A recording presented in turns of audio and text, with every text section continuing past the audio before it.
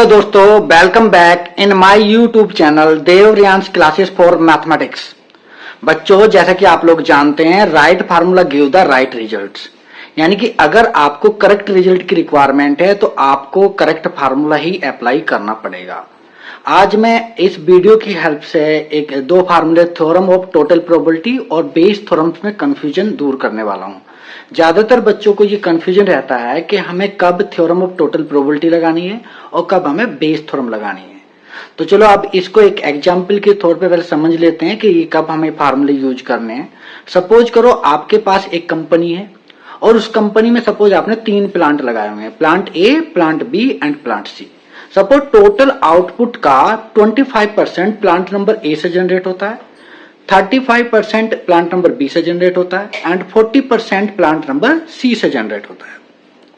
अब in plant से जो डिफेक्टिव आइटम प्रोड्यूस होने के जो चांसेस हैं, सपोज प्लांट नंबर ए से 2% डिफेक्टिव आइटम प्रोड्यूस होते हैं, प्लांट नंबर बी से आपके 3% आइटम डिफेक्टिव प्रोड्यूस होते हैं और प्लांट नंबर सी से सपोज आपके 5% डिफेक्टिव आइटम प्रोड्यूस होते हैं।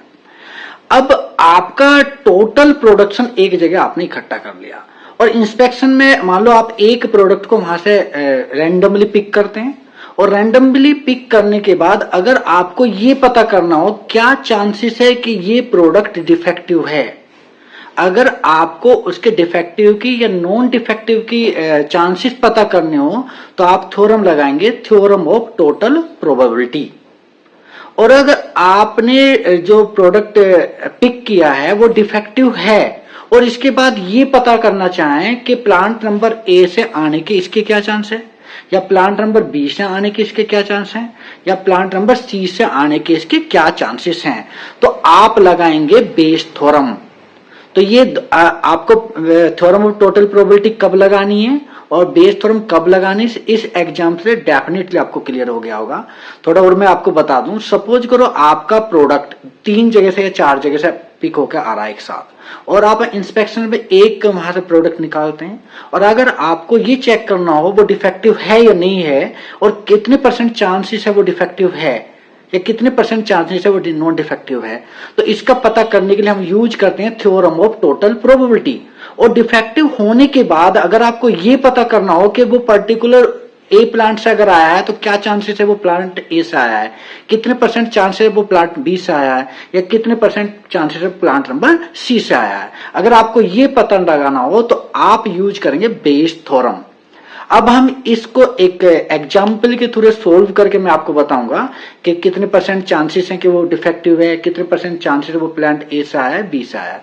तो चलो स्टार्ट करते हैं, कि एग्जाम्पल ले लेते हैं, उससे हम इसको सोल्व करते हैं। ठीक है बेटा, स्टार्ट करते हैं।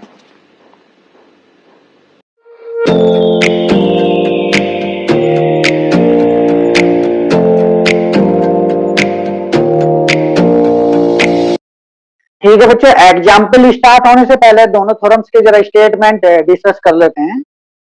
थ्योरम ऑफ टोटल प्रोबेबिलिटी के अंदर क्या होता है कि यहाँ पर एन इवेंट सपोज मान लीजिए E1, E2, EN are n pairwise disjoint non empty events हैं और इस तरह से है कि उनका यूनियन आपका कंप्लीट सैंपल स्पेस को जनरेट करें और ए कोई इवेंट्स है, तब प्रोबेबिलिटी ऑफ ए का जो फार्मूला होगा वो ये होगा, प्रोबेबिलिटी ऑफ E1 यानी कि इवेंट नंबर 1 के होने की प्रोबेबिलिटी और एक कंडीशनल प्रोबेबिलिटी के आपका जो ए इवेंट्स है वो पहले E1 के कोरस्पॉन्डिंग हो जाए, उन सबके प्रोडक्ट, इसको बोलते हैं थ्योरम ऑफ टोटल प्रोबेबिलिटी। और बेस थ्योरम के अंदर क्या करते हैं, सेम स्टेटमेंट नियर बाय यहाँ पर है, यहाँ पर कंडीशनल प्रोबेबिलिटी आप निकालते हैं कि अगर मान लो आइटम डिफेक्टिव है और आपको मशीन नंबर EI से आ रहा है तो उसकी प्रोबेबिलिटी का फार्मूला हमारा ये होता है summation I equal to 1 to n। जैसे अभी मैंने एक एग्जाम्पल आपको दिया था, यू हैव 3 प्लांट, तो प्लांट नंबर I1 का मतलब पहला प्लांट 1 और I2 का I इक्वल टू 2 का मीनिंग से सेकंड प्लांट और I इक्वल टू 3 का मीनिंग से थर्ड प्लांट। तो चलो फार्मूला जो बेसिक फार्मूला हमारा वो स्टार्ट कर लेते हैं। जो क्वेश्चन एग्जांपल मैंने एक लिया है यहाँ पर, एग्जाम्पल है let in a factory which manufacture tube light bulb, यानी कोई फैक्ट्री है जिसके अंदर ट्यूब लाइट बल्ब बनते हैं और उसके अंदर 3 मशीन मैंने ली हैं, मशीन ए, मशीन बी, मशीन सी। उनके जो मैन्युफैक्चरिंग है, टोटल मैन्युफैक्चरिंग का 25% मशीन नंबर ए बनाती है, 35% मशीन नंबर बी बनाती है एंड 40% मशीन नंबर सी बनाती है। और उनके आउटपुट का 2%, 3% और 5% रेस्पेक्टिवली डिफेक्टिव बल्ब वहां से निकलते हैं। अब एक बल्ब यहां से ड्रॉ किया रैंडमली, और हमें पहला क्वेश्चन ये है, what is the probability that it is defective, यानी कि हमें इसके डिफेक्टिव होने की प्रोबेबिलिटी निकालनी है। और उसके बाद दूसरा क्वेश्चन है, अगर ये डिफेक्टिव है तो ये मशीन नंबर ए से बना है, इसकी क्या प्रोबेबिलिटी, ये हमें निकालना है। तो जो फर्स्ट आंसर मिलेगा वो मिलेगा मेरे थ्योरम ऑफ टोटल प्रोबेबिलिटी से, और सेकंड जो आंसर मिलेगा वो मिलेगा बेस थ्योरम से। तो यहाँ पर जो चीजें गिवन है, जो तीन यहाँ पर मशीन से हैं, तीनों के कोरिस्पोंडिंग कुछ इवेंट्स हम इस तरह से मान लेते हैं। तो सॉल्यूशन हम कुछ इस तरह से लिखेंगे, हम मान लेंगे लेट E1 इवेंट्स क्या है, E1 इवेंट्स है the bulb manufacture by machine A, यानी मशीन ए से बने, इसको मैंने E1 मान लिया है। E2 है the bulb manufacture by machine B. E3 मान लीजिए the bulb manufacture by machine C. तो ये तीनों मशीन के कोरस्पॉन्डिंग मैंने इवेंट्स मान लिए। एक इवेंट्स डिफेक्टिव के लिए मान लीजिए, एंड डी सच दैट जो आपने बल्ब ड्रॉ किया है, the draw bulb is defective, मैंने एक ये मान लिया है।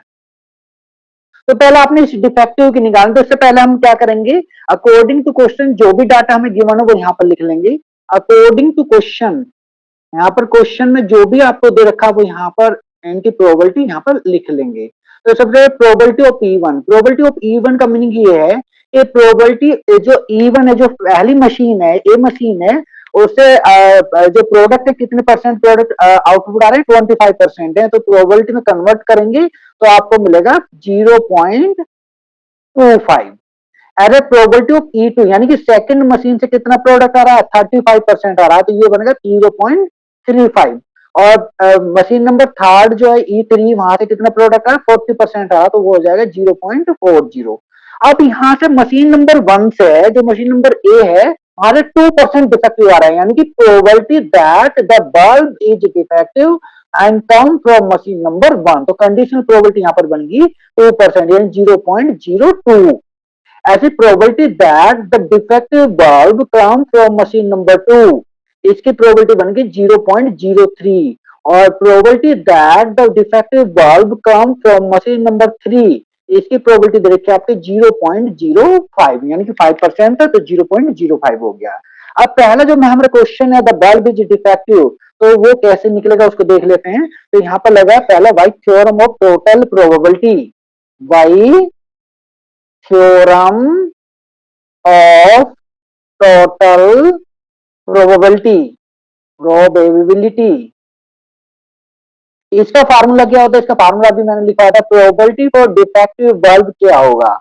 तो तीन मशीन है, मशीन नंबर ए से आने की प्रोबेबिलिटी और उस मशीन से डिफेक्टिव बल्ब प्रोड्यूस होने की प्रोबेबिलिटी का प्रोडक्ट।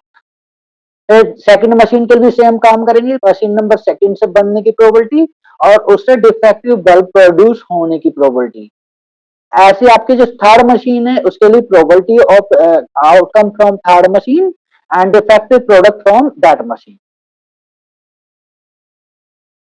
ऐसे अगर और भी मशीन तो उनको ऐड करते चलेंगे, ये थ्योरम होते हैं, थ्योरम ऑफ टोटल प्रोबेबिलिटी। अब हमें जो क्वेश्चन में दे रखा है वो ये दे रखा है, मशीन नंबर ए से जनरेट होने की प्रोबेबिलिटी 25% है और इससे डिफेक्टिव है 0.02।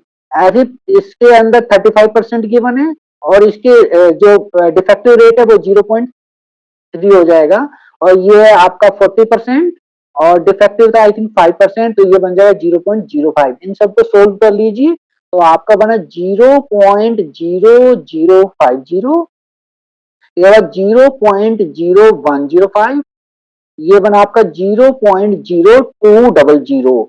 तो ऐड करने पर आपको मिलेगा 0.0355, यानी कि ये प्रोबेबिलिटी है कि वो बल्ब डिफेक्टिव है। अगर आपको परसेंटेज में चेक करना हो तो ये बन जाएगा 3.55%।